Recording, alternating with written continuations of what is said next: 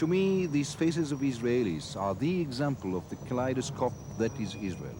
We are multi-climates, multi-terrains, multi-religions, origins, backgrounds, mother tongues, all crammed into 10,000 square miles of social ferment and growth. So we have problems.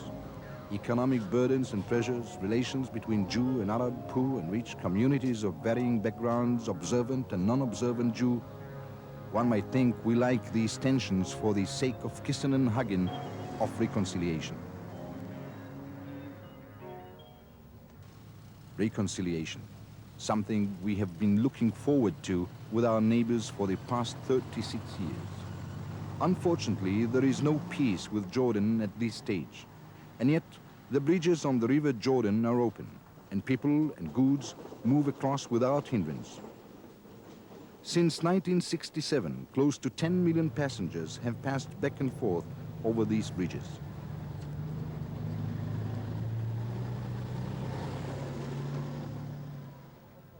It's a pity we have to do it. I'm not cut out for it, told me a fellow I know who is stationed at the bridge during his Army Reserve duty. But if you have no peace, you have to be careful. I hope the day will come soon when we'll be able to relieve our soldiers and install instead a metal detector so common at airports, and get rid of that as well in due course.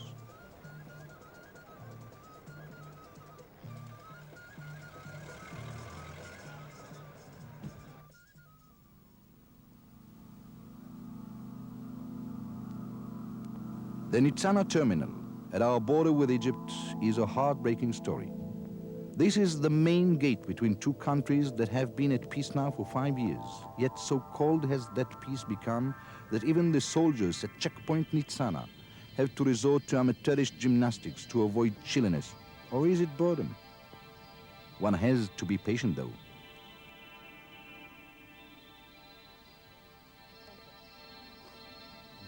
From Rafah in the northwest to Taba in the southeast stretches a fence partitioning the desert.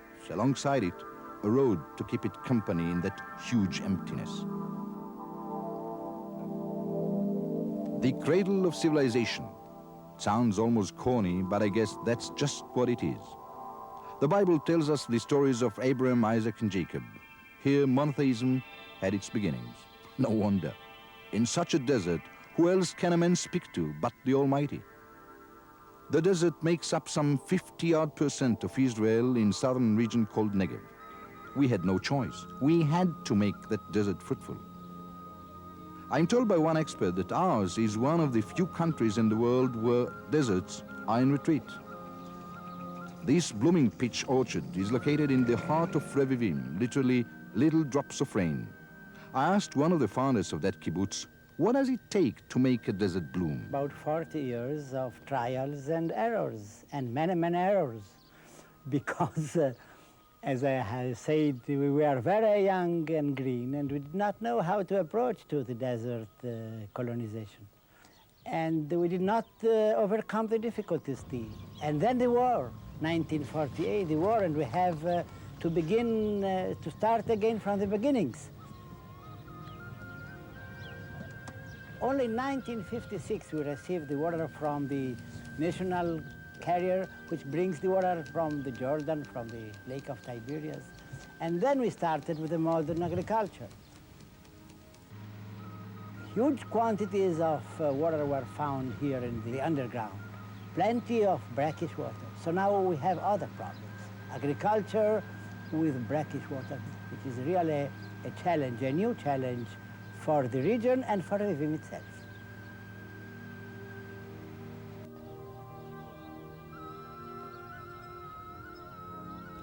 Revivim has reached a stage of development far beyond the visions of its founders. Encountering the inhospitable desert, they merely sought to make headway in their experimental work. They tried almost every gimmick of the trade of agriculture and irrigation.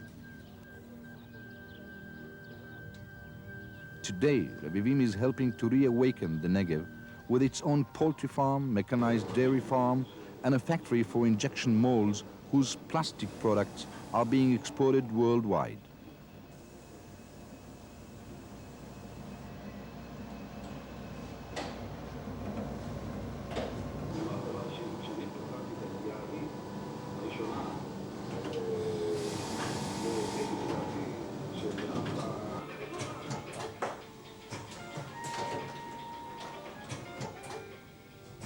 But Revivim was established not only to help roll back the desert. The idea was also to provide a haven for Jews who had managed to flee Nazi-held Europe. Look, 1943, the first news about the Holocaust arrived to Israel. And everybody believed that plenty of Jews will come after the war, the relics, those who will be saved. And it was of paramount importance for the Israeli people, for the Jewish settlement in Palestine, to know if the desert can be cultivated or not. And for this reason we were sent, because we knew that this region can be replenished of plenty of Jews. This was Zionism.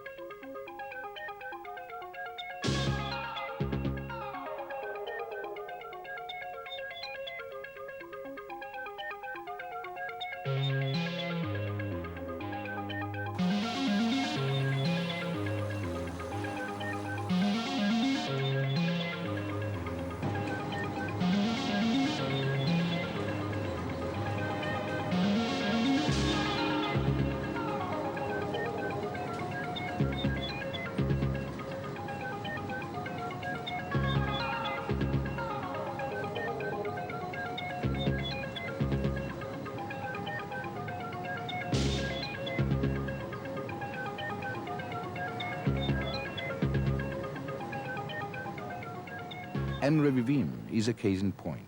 It sets the pace for others in this uninviting region. A daring and determined man can force the desert to retreat. Again, quite recently, when we gave up Sinai under the peace treaty with Egypt, it was Revivim that set the example of where and how to resettle the evacuees of the Sinai villages. This cave, which served Revivim in its early days, turned out to be an ancient water reservoir from Nabatean times. Many others like it were to be found later on when a whole ancient Nabatean city was excavated in nearby Avdat. The past gazes at the future with gratitude and admiration. Gratitude to the founder and first premier of Israel, the late David Ben-Gurion, resting in peace in the area he so vigorously insisted on developing. Admiration for those using sophisticated scientific methods to develop the desert. Our purpose is to develop the know-how for the settlement of the desert area, to be able to provide options for people to live at a modern standard of living in the desert under conditions which are acceptable. We hope that this knowledge will be of use not only for Israel, but eventually this Desert Research Institute should be a center for worldwide knowledge of settling of the deserts. Algae, a protein-rich saltwater plant, could solve the nutritional problems of desert regions. There is plenty of brackish water and even seawater adjacent to many deserts. It's only that sweet water, which is needed for conventional agriculture, which is lacking. So if you have brackish water, saline water, even seawater in the desert can become a very good place to grow crops using the correct repertoire of algal species. We believe the desert dweller could enhance tremendously the bioproductivity of deserts, which today can support only meager existence. Using a chimney as a cooler is just one of the many new ideas being tested at the recently built adobe mud house. This house will be heated on cold winter nights with solar energy accumulated in the daytime. This particular winter was an average winter.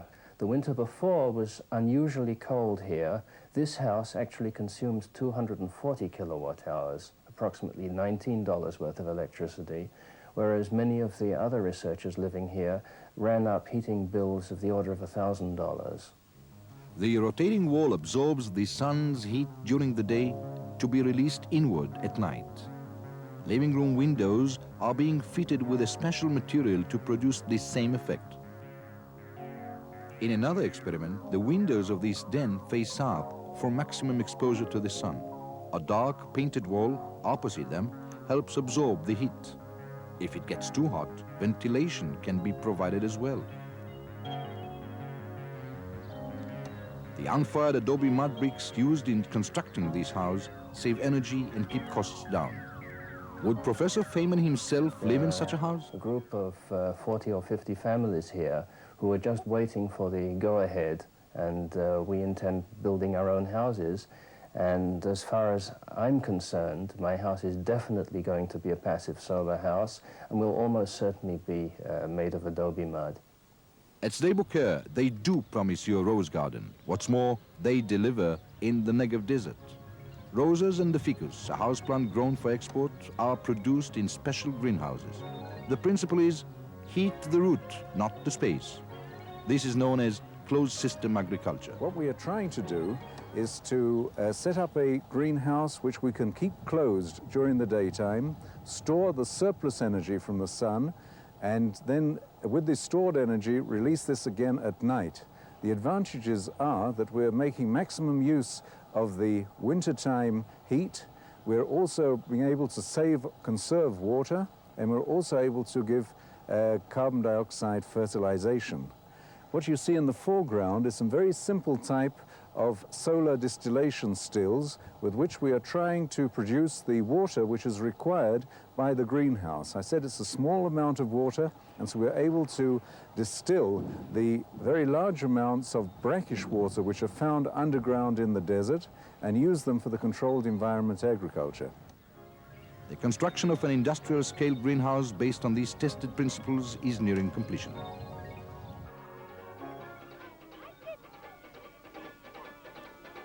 For the Bedouin, the desert remains a desert. Their life is quite different from that produced by the experience of Sde-Boker and the dogged diligence of Levivim. Yet, somehow, they all meet and mingle in the desert marketplace at Beersheba.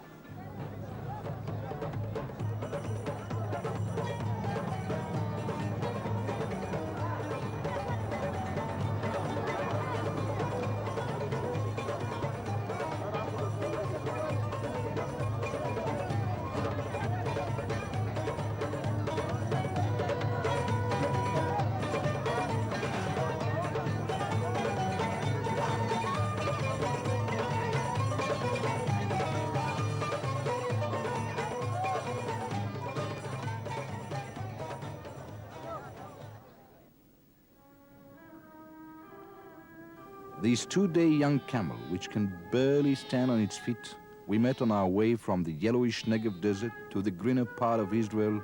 Remember multi-terrain? It took barely 3 hours to traverse that distance.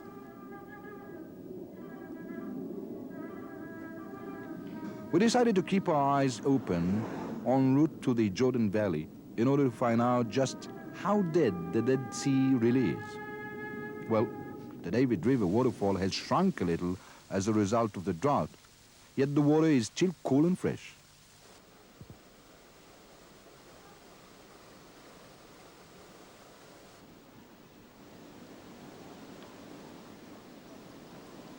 Ask the ibex at that oasis nature reserve near Ein Gedi, not far from Masada on the Dead Sea shore. Taste the dates of these palm trees. I did not jump into the water, but judging from the chemicals being extracted from the sea and the health spas out there, I can safely report the Dead Sea is alive and kicking.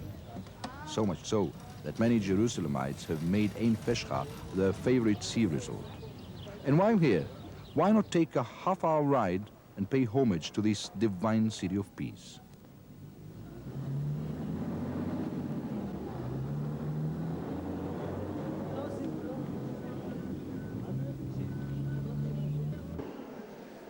Here is the recently reconstructed impressive corridor, heart of the town, or if you wish, Main Street. The 1400 years old Cardo Maximus of the Byzantine period, so typical to almost every Byzantine or Roman town. builders, architects, and archaeologists worked together in restoring the Cardo while rebuilding the Jewish quarter of Jerusalem, home of 100 generations of Jews living there under a dozen different rulers.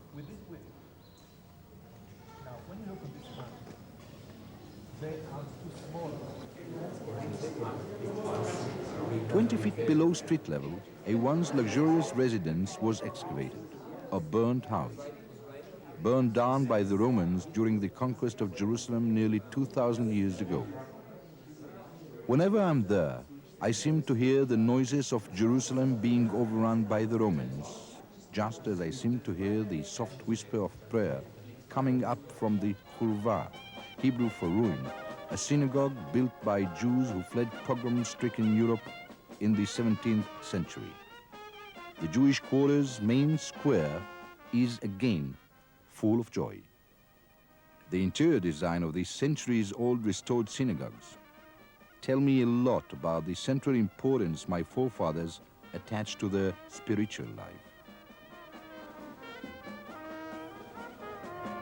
Its walking distance through the alleys to the remnant of Israel's ancient temple, the Western Wall, also known as the Wailing Wall, the holiest of the Jews' holy places.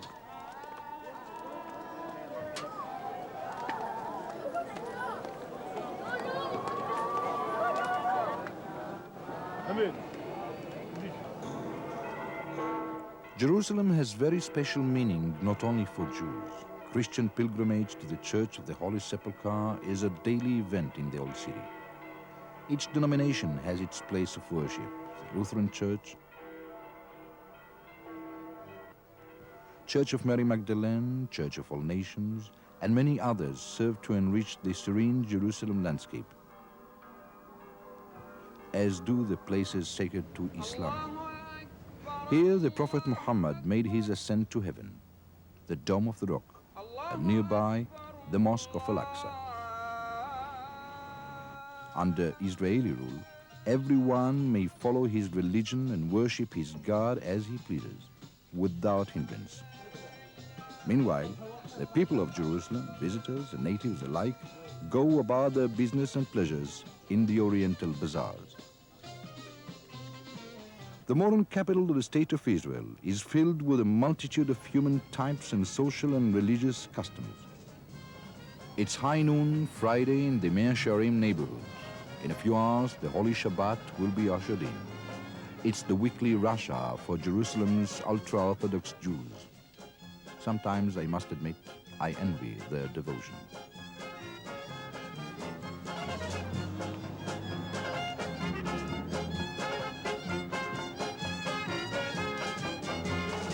Personally, I would rush to the International Book Fair at the capital's convention center. I suppose it shows that I do belong to the people of the book. Then again, I might choose a concert such as the one held at the Sultan's Pool in the shadow of the old city walls.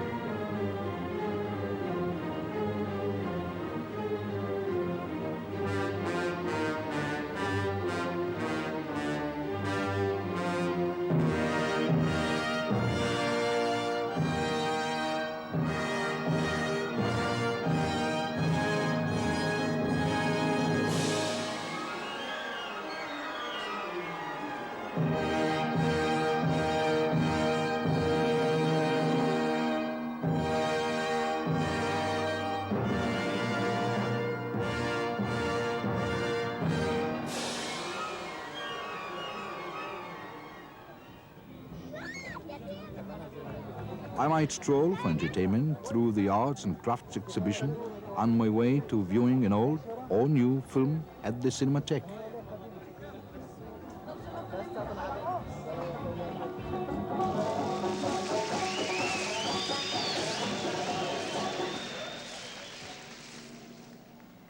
The Dead Sea Scrolls found in a cliff near Jericho and kept at the shrine of the book are for me a dialogue between past and present. Overlooking much of this area is Yodfat. The three are connected. Yodfat, a fortress of the north, when it fell, fighting the Romans during the Jewish revolt, Jerusalem's fate was sealed. Masada was the heroic end. This is Western Galilee.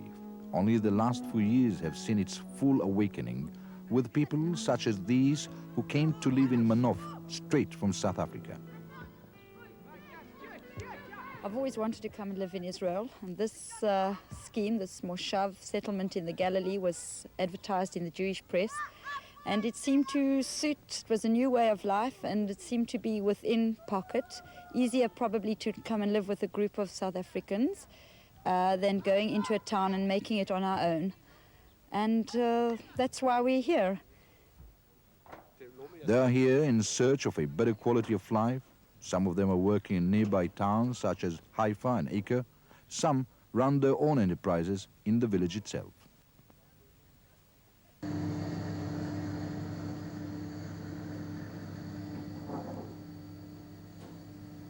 To me, a butchery is an art. It's got to be used in such a way that people can understand it and enjoy it, and at the same time appreciate what you're creating for them. I love to create things. I like to see the finished product. I like to taste the polonies now that we're into polonies. And I like to see the things actually materializing and people to enjoying it. When people phone me up with queries, it's the biggest thing to me. The first to settle in this area were a group of young Israeli professionals, architects, systems analysts, water planners, who were willing to give up the comforts of town life in order to live a community life in rural area, an industrial village. A better kind of life for them and their families, and an important contribution to Israel's development. I think all the future of Israel is depending on such highly sophisticated fields of electronics, computers, and so on. So if doing it in Israel, why not here?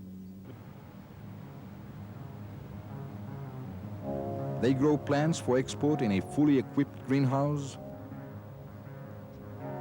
They run a software house serving clients throughout Israel.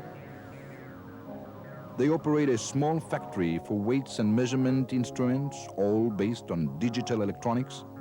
They plan irrigation systems, suburbs, factories, you name it. They are growing and they're happy. Sophisticated high-tech industries is the answer to a chronic lack of fertile soil. A lot to write home about. Two regions, Segev, where Yad and Manof are located, and Tefen, are to be served by one urban center, Carmiel. Around it and between these two regions, Israel's Silicon Valley is being developed as a center for science and high-tech industries, such as Iskar at Tefen. But it must be seen to be believed. This is the carbide tool division of a metallurgic industrial plant. I can't avoid recalling my history studies. What a leap forward from the days of the Industrial Revolution.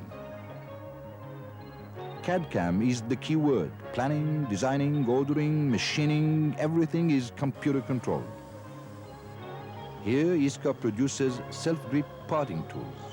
An Israeli invention reducing machine time and costs, it is exported to leading industrial countries such as the United States, Japan, and Germany. Even the heat treatment is computerized. It is a milestone in establishing a region for sophisticated industries and scientific research centers, which would bring Israel to what Steph Wertheimer envisions as the third stage of Zionism, namely extensive exporting of high technology, know-how, and hardware. It takes a single-minded industrialist like Steph Wertheimer to finance his own vision of industrializing the Western Galilee. After he'd moved one of his own companies to the area, the government followed his lead and is now building the nearby industrial park to attract further investment in high technology industries. Moreover, he initiated the building of Rose Village nearby that will combine the best of urban and rural living. Its inhabitants, hopefully, will not miss the hustle-bustle offered by Israel's cosmopolitan city of Tel Aviv.